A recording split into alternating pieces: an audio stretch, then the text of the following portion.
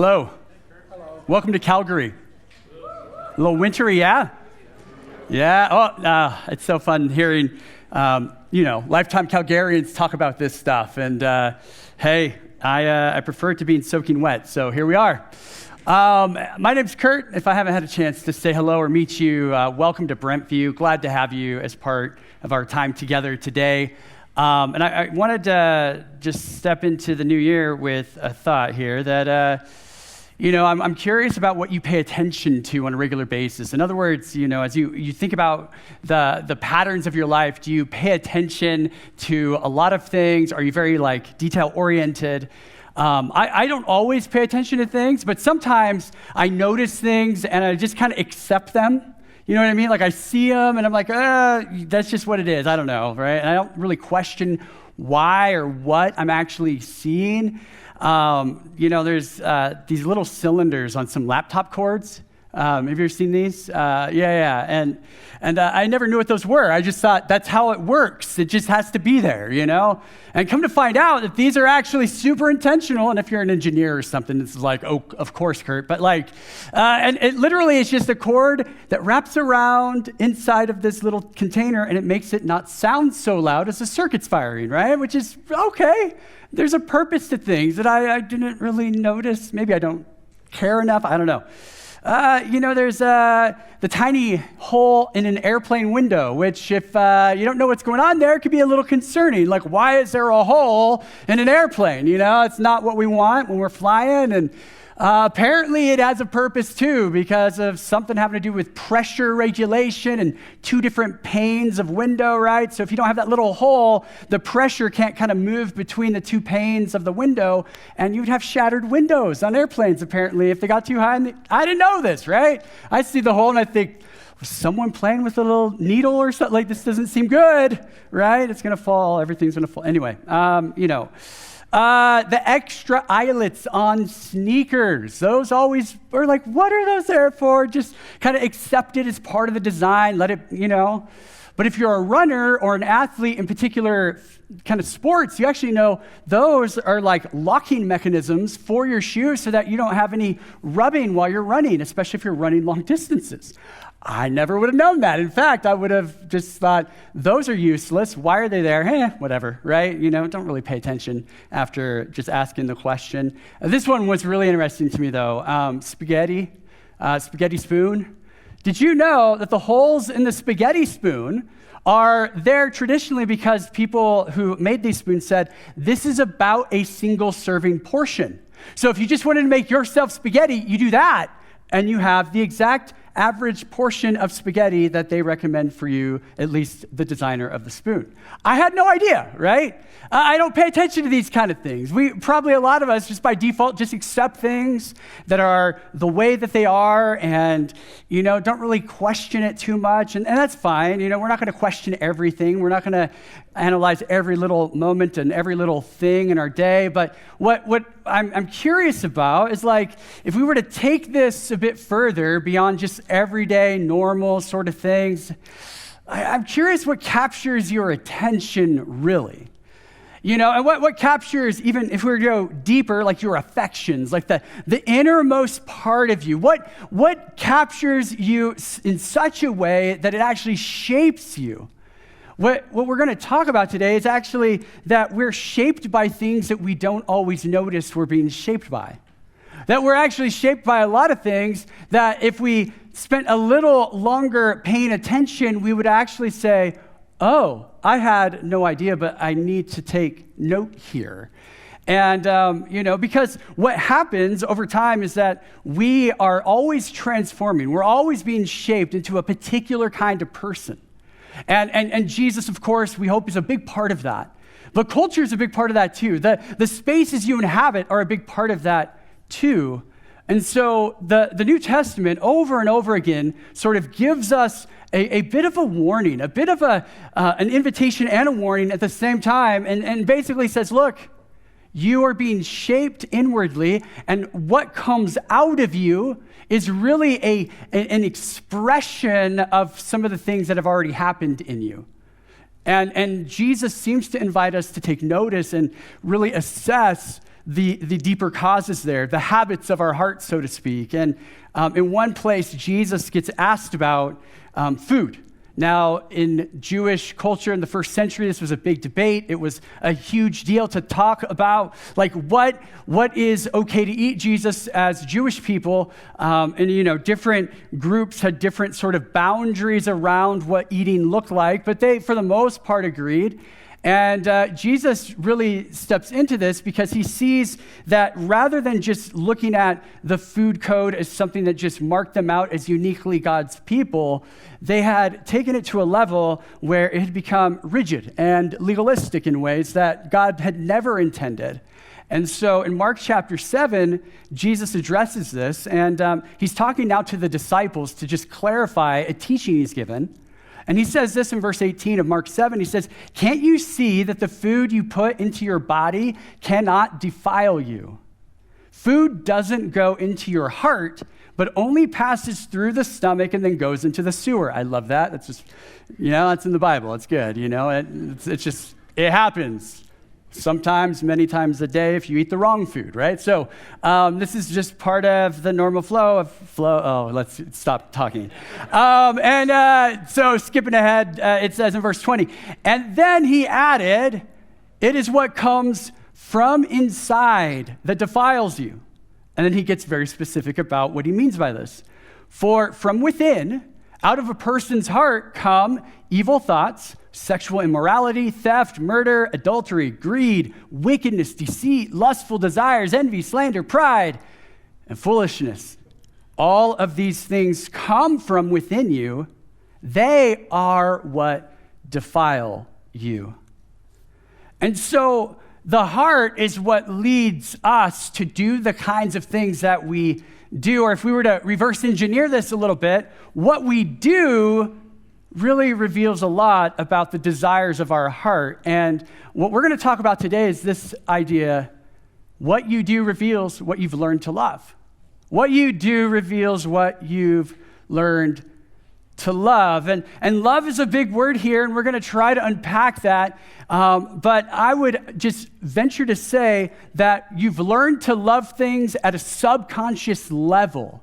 So don't get in your mind that we're talking about love like how you feel or love like what you think. One of the challenges you and I have is that we've been so conditioned by the idea that our thinking is the primary space where we are human beings. And what the Bible teaches is actually thinking matters, but what really matters is the way your inner world has been shaped. And it goes deeper than simply thinking or hoping or idealizing. What you do reveals what you've learned to love. And so our character is being shaped all the time, and it doesn't even matter. It doesn't even matter if we do anything about it.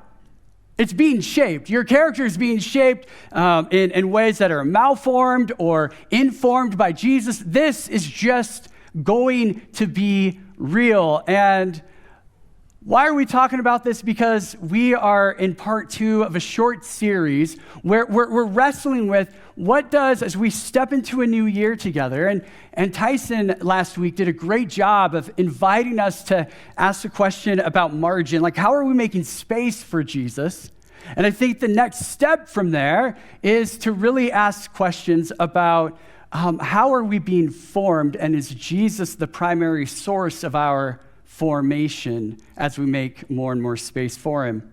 What do our daily patterns, our daily habits, our daily routines, are things we do as second nature? How we respond to things, how we respond in stress, how we respond in those hard moments. What are they revealing about the way that we have been formed already? And is there any hope for being reformed, transformed into someone who looks more like Jesus, who embodies the virtues of the kingdom of Jesus? So that's what we're going to explore for the next few moments. And one book that really influenced some of this is a book by James K.A. Smith. It's called "You Are What You Love." I'm going to read a quote from there. And he wrestles with spiritual formation and habit, and how this really is a big part of who we are as people, as disciples of Jesus. And he says this, he says, it is crucial for us to recognize that our ultimate loves, our longings, desires, and cravings, they are learned. And because love is a habit, our hearts are calibrated through imitating exemplars. In other words, we look at people and we act like them. We imitate exemplars and being immersed in practices that over time index our hearts to a certain end. Now, if you didn't quite catch it, this is a lot of compass and directional metaphor that's baked into this quote. He's saying the destination that you've set is like, this is who I want to be. This is my vision. This is my goal. This is what I think being human in this world is supposed to be like, the good life. Whatever that thing is out there, we are being shaped constantly towards that thing. And here's what's really important to name. The thing that we think is that end isn't always necessarily the real end that our heart has in mind. Because it goes deeper than thinking. Like, I think as a follower of Jesus, I want to be the kind of man that when I, get to the destination, whatever that is, and whenever that is, I want to be the kind of person who has pointed a lot of people to Jesus, that has just great character, that when people see me, they look like, those are thoughts that I have, and at a deep level, they're true.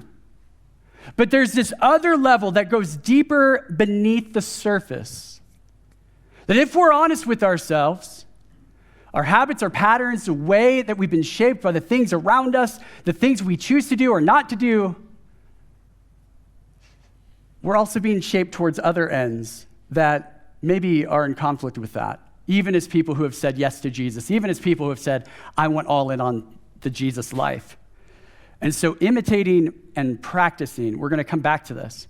So I want to look at a couple of other passages of Scripture to sort of unpack this and give us some just practical thoughts on what this might look like in our lives as we step into 2024. So Colossians chapter 2, Colossians is a letter written by the Apostle Paul, and what we're going to do today, we're actually going to look at a section of Colossians, which is a letter he wrote to churches in the region called Colossae, and then we're going to look at the letter to the Ephesians, and what's fascinating about these two letters is there's parallel content in them, and so you actually have things, they're not word for word all the time, but thematically, they're basically the same. So you're going to see a lot of overlap thematically in what we look at together. It's almost like he had those letters written around the same time, and he borrowed a little bit from his thoughts in the letter to the Colossians to inform how he talked to the Ephesians. And so you're going to see some of that probably, at least subtly. But this starts today for us in chapter 2. And this is what it says. And now, just as you accepted Christ Jesus as your Lord, you must continue to follow him. So he's writing to these Christians and he says, look, you accepted this thing, you believed this thing, you endorsed this thing, so follow, so imitate, so practice his ways, so be someone who is shaped by who he is and how he is. And he goes further and he says, let your roots, using metaphor, let your roots grow down into him and let your lives be built on him. So there's a growth metaphor that if you want to be nourished, if you want to become a particular kind of person who follows the way of Jesus, let your roots go deep into the nourishment that comes from actually following Jesus. And the other metaphor is about being built up. So like a home, like let Jesus be the one who gives shape to the home of your life. And it continues and says, then your faith will grow strong in the truth you were taught, and you will overflow with thankfulness. Don't let anyone capture you with empty philosophies and high-sounding nonsense that come from human thinking and from the spiritual powers of this world rather than Christ.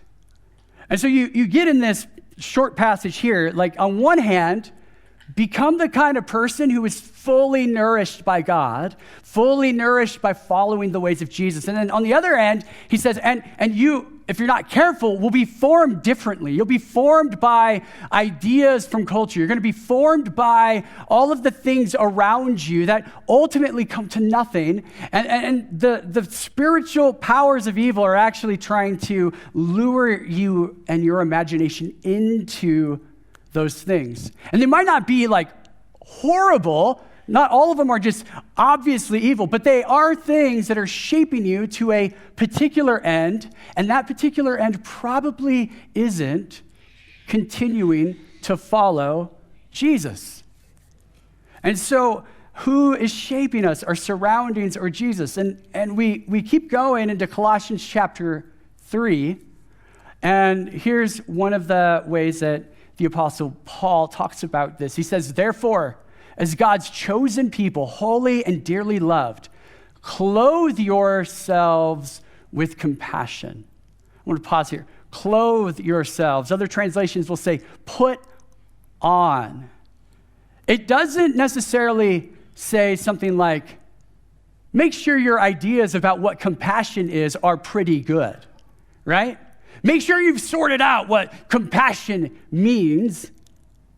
But in modern discipleship and modern formation, we like the ideas of, compassion. What does that mean? Let's fill in some blanks so I have more of my ideas sorted out. The Apostle Paul says, no, compassion, you're going to figure that out because you're a follower of Jesus. Put it on. Put it into practice. Be the kind of person who doesn't just sit there and analyze ideas. Be a person who takes ideas and allows them to infiltrate the inner workings of who you are. And so he goes on and he says, clothe yourself with compassion, kindness, humility, gentleness, patience. Bear with each other and forgive one another if any of you has a grievance against someone. Forgive as the Lord forgave you. How many of us need to get better at that one piece of wisdom? Forgive as the Lord forgave you. And over all these virtues, put on love, which binds them together in perfect unity. The word virtue matters. The word virtue has to do with how we are shaped inwardly and how that flows out of us automatically.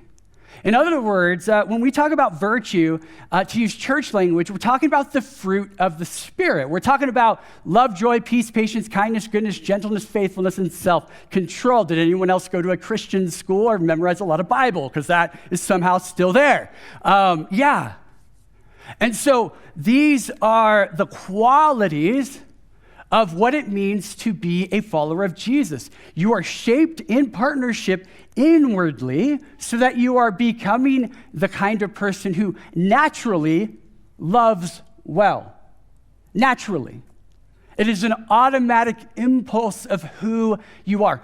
When a virtue is being embodied, you know that a virtue is real for you. It's part of the goal. It's part of the vision. It's part of where you want to be and who you want to be when this thing is all said and done. Excuse me. He goes on to say it this way. He says in verse 15, let the peace of Christ rule in your hearts, since as members of one body you were called to peace. Let's not miss this. Another virtue, peace. Are we becoming the kind of people who our natural impulse is not to run away from conflict, but to step into conflict as peacemakers? To step into conflict with the virtue of a Jesus who says, don't retaliate in the situation. Show love. Build a bridge, not throw rocks, right? Then it keeps going and he says, be thankful. Another outflow of virtues that Jesus wants to build in us. An automatic sort of impulse like, oh, I'm so grateful for who God is and who God is shaping me to become. Let the message of Christ dwell among you richly as you teach and admonish one another with all wisdom through psalms, hymns, and songs from the Spirit, singing to God with gratitude in your hearts, singing worship coming together like this, these are all practices that not only are designed to shape our minds, but are designed to shape the unconscious impulses of who we're becoming, that deeper inward space that the Bible calls the heart, the spirit, sometimes the will. Keeps on going in, whatever you do, whether in word or deed, do it all in the name of the Lord Jesus, giving thanks to God the Father through him.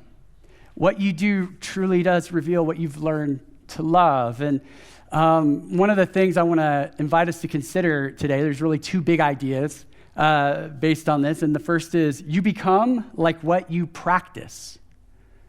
You become like what you practice. In other words, repetition matters.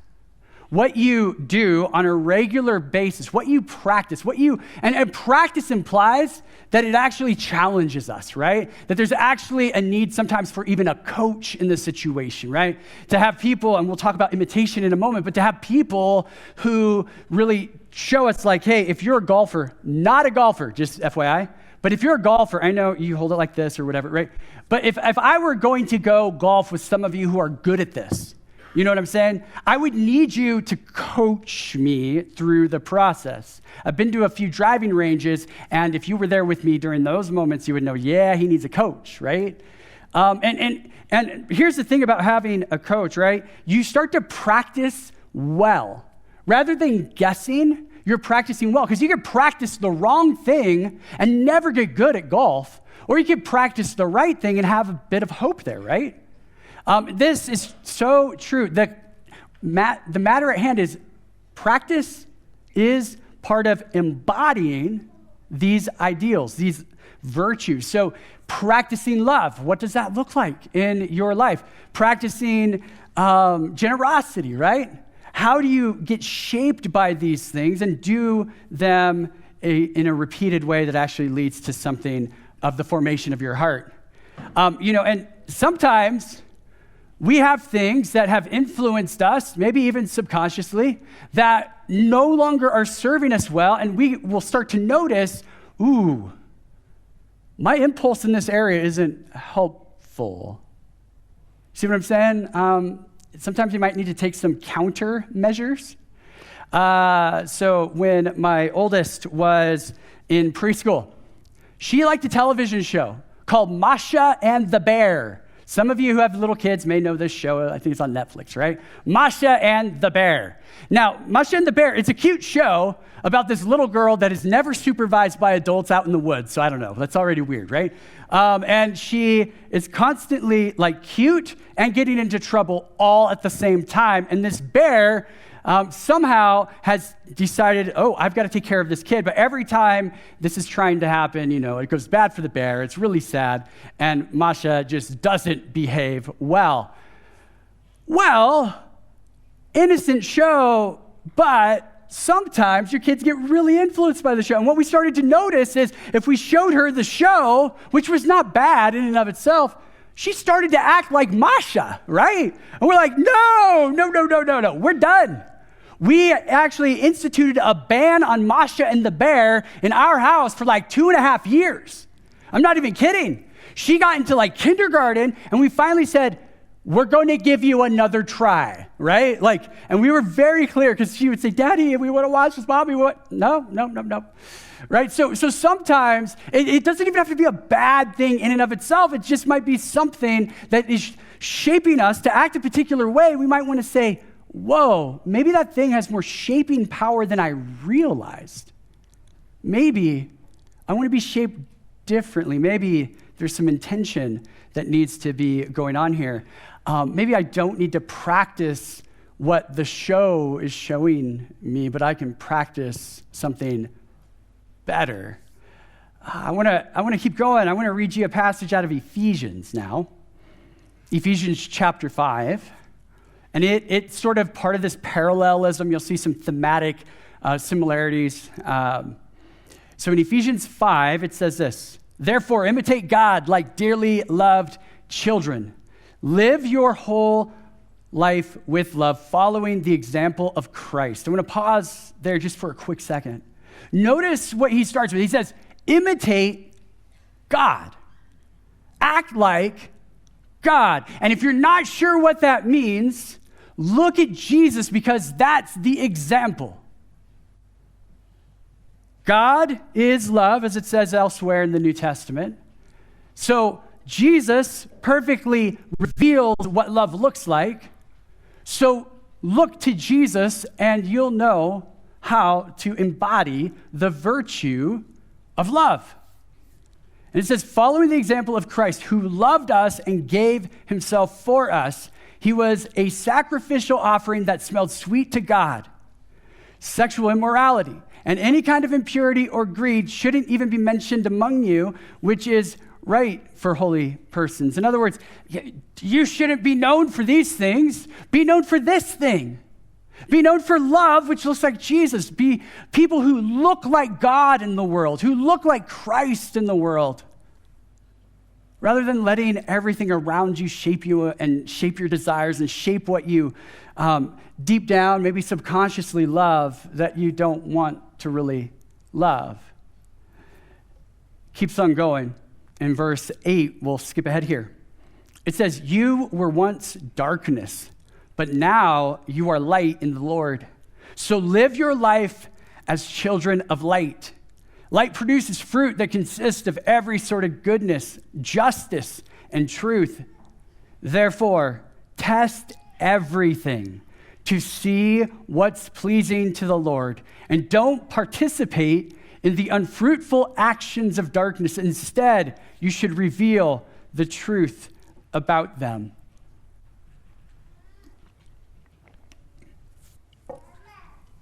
And then it's going to go into a bunch of practical examples from there, both in Ephesians 5 and in the passage in Colossians. It's going to eventually talk about how households should be ordered and all of this, right? Those parallelisms, because it affects everything, right? Like this affects everything. What you do reveals what you've learned to love. And the second big thought here is you become like who you imitate. You become like who you imitate. And what if I could be like that too? Might be a good question to ask. If you found people in your life that you say, I think they're doing a pretty decent job here. When I look at their life, it looks like Jesus to me. And really at the core of it, it's what if I could be like that too also applies to just how we posture our lives towards Jesus. Like, what if I could be like Jesus in that I have experienced life with him in such a way that the inner workings of my heart are oriented and dialed in towards the destination of love. And so when love is hard to enact in a very challenging situations, I'm going to choose love anyway. And that love is going to become more and more automatic, more and more normal. One last quote here from James K. Smith as we move towards a close. He says, not only is this learning by practice, the way our hearts are correctly calibrated, but it is also the way our loves and longings are misdirected and miscalibrated. This means that spirit-led formation of our loves is a recalibration of the heart, a reorientation of our loves by learning all the tacit bearings, tacit bearings we've absorbed from other cultural practices. We need to recognize how such rituals can be love-shaping practices that form and deform our desires, and then be intentional about countermeasures. I love that language of countermeasures. He talks about the way things shape us, and he talks about Christian worship in one chapter. But as he's doing that, he actually also talks about the way in which things that we don't notice every single day have power to shape us. We come into a room like this, and it's beautiful. We have kind of this old school sort of stained glass that reminds us that, this is a church is a thing that isn't just a 21st century invention, but it is bigger than this, right? There's something ancient about Christianity. There's something big, and the vault in the room kind of does that subconsciously. If you go to a shopping mall, you'll notice The space has similar effects, right? If you go to a big shopping mall and you look up, you'll see, whoa, this kind of looks like a cathedral.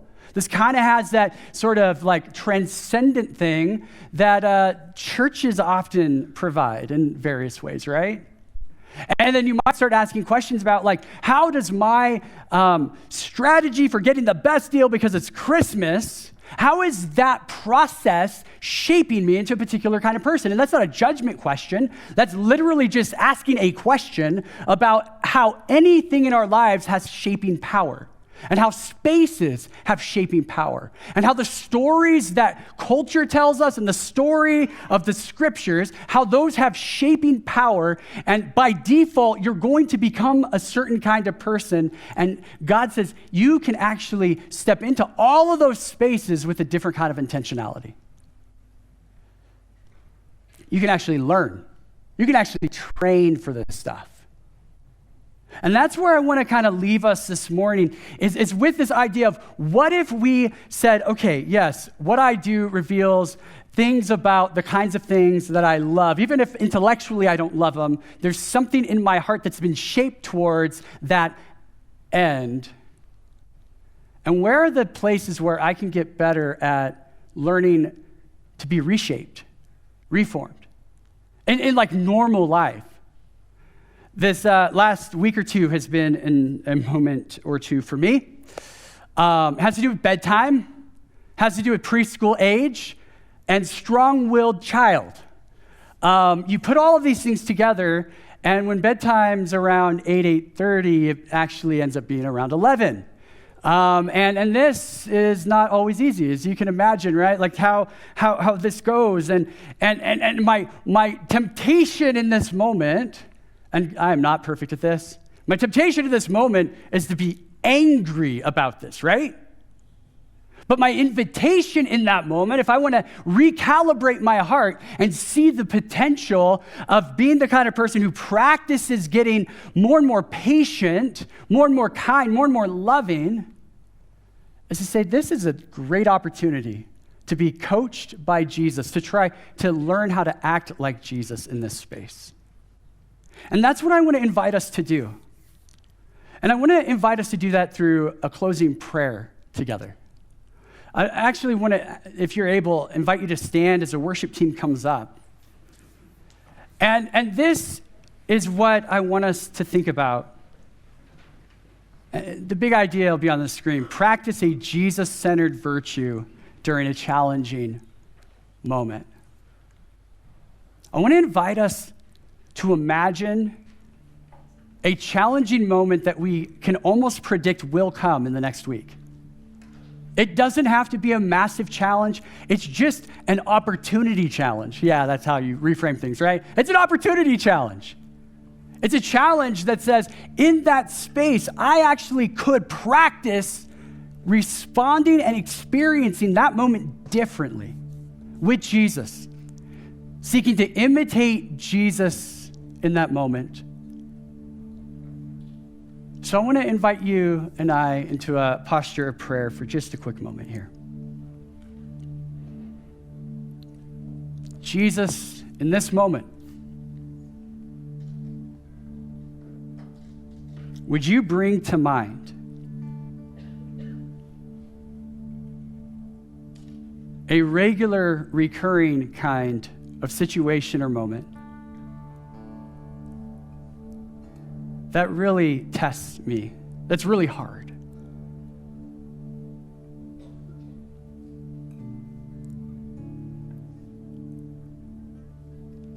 And would you help us imagine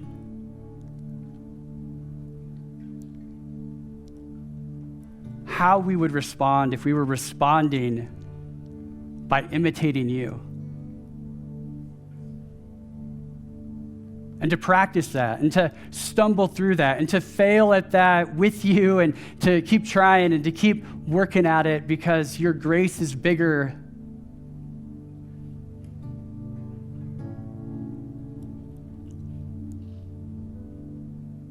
And Jesus, perhaps as we take these kind of opportunities, would you help us to become more like you in 2024 as a result? Thank you that you want to make the automatic impulses of our lives rooted in Jesus-centered virtues, the fruit of the Spirit. So we submit our lives to this reality and say, you are the one who can make our lives better as you empower us to do life better with you. So we respond in worship. We respond by stepping into the big story, the story that points us towards the ultimate goal of being alive, and that's simply to become more fully your image bearer in this world in relationship with you. So Jesus, we give you this song, we give you our time of communion. It's in your name I pray. Amen.